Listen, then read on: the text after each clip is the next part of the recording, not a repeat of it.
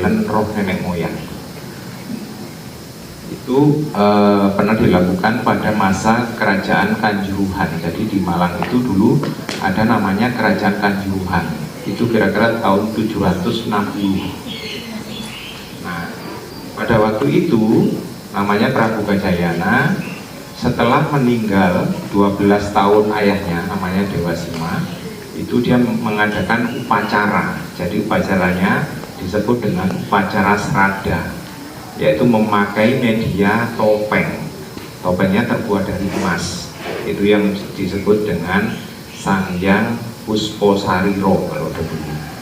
Jadi ukurannya tidak normal seperti dipakai sekarang, tetapi hanya sebesar segenggaman tangan. Kemudian badannya itu terbuat dari bunga. Jadi bunga yang dirangkai seperti bentuk boneka seperti itu. Nah, kemudian Senan Topeng ini berkembang sampai di kerajaan Mojopahit. Jadi Mojopahit itu pada masa Raja Prabu Hayam Wuruk pada waktu itu. Cerita Panji. Jadi cerita yang kita bawakan di dalam Topeng Malang itu ada 4. Ada yang pertama namanya cerita Ramayana. Jadi diceritakan di dalam seni pertunjukan topeng. Nah, di sana itu dalam seni pertunjukan itu juga diajari bagaimana caranya bisa menghalau binatang-binatang itu. Begitu. Jadi sebenarnya cerita Panji itu pembelajaran hidup ya, pembelajaran hidup yang baik di dalam kehidupan sehari-hari untuk masyarakat gitu. Nah, kemudian yang ini, misalkan contohnya saya ambilkan yang ini namanya lembu gumarang. Lembu itu berarti sapi. Sapi gumarang. Sapi gumarang. Kalau sapi gumarang ini itu manusia yang dikutuk menjadi sapi atau lembu, ya. Itu. Jadi ini kalau diceritakan namanya Panji Walang Sumiran dan Dewi Walangwati ini, dia itu karena Dewi Walangwati itu karena terkenal kecantikannya, dia disembunyikan di dalam hutan, dalam gua.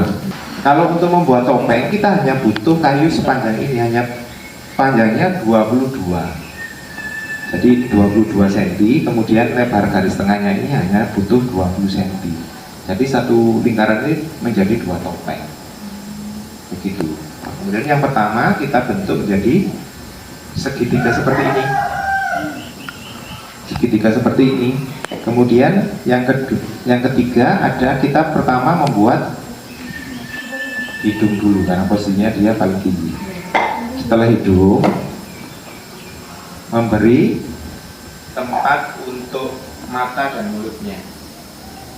Setelah itu memberi batas antara wajah dan pikirannya seperti ini. Selanjutnya kita perjelas dulu karakternya apa. Misalkan kalau seperti ini karakternya Panji, berarti diperjelas matanya, mulutnya, hidungnya seperti ini. Setelah itu kita mengukir bagian ornamennya, ornamen ini. Setelah itu dilubangi belakang, supaya karena topeng ini kan dipakai untuk menari, jadi dikasih lubang, dilubangi, kemudian kita haluskan, jadi dengan menggunakan gosok, kemudian dicat dan pewarnaan. Nah, prosesnya itu mulai dari awal sampai pewarna jadi itu butuh waktu 3 hari untuk kayu sengon. Tapi kalau kayu yang misalkan nangka kita butuh waktu kurang lebih 3 hari. Karena apa? Karena dia kayunya ini lebih keras dari kayu sengon.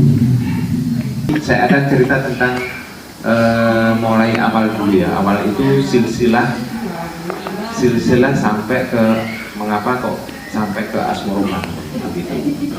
Jadi dulu awalnya sebelum pecah menjadi 2, kerajaan Kediri Jeporo itu kerajaannya cuma Kediri itu rajanya pertunjukan wayang topeng itu kan sama dengan wayang kulit, jadi jam 9 sampai jam 6 pagi. Kalau matahari belum terbit tidak boleh selesai. Jadi begitu. Nah, pada ya nunggu matahari terbit. Iya, baru selesai jam 6 pagi.